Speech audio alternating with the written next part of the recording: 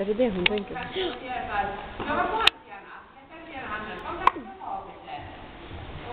Så tänker jag på hur vi ska gå i vatten med hans lilla fot.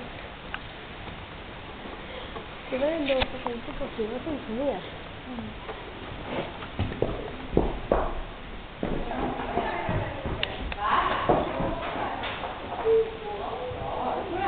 Ja. Ja, där mera. Och varsågod och vid, Åsa. Åsa ska tävla som något någon gång. Fast det är I inte... dressyr. Ja, fast hon har en egen häst att rida på. Så det är inte säkert att hon är så intresserad av det. Ja, jag skiter i det. Hon ser ut som...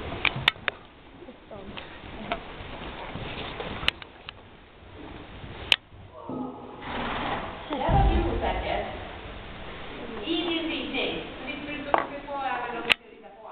Kom igen. Ja, du undrar inte om jag inte rider på den där hästen förut.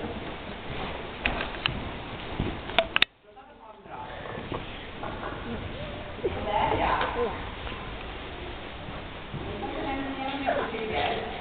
När du visar vägen med innerhanden så du inte bromsar honom.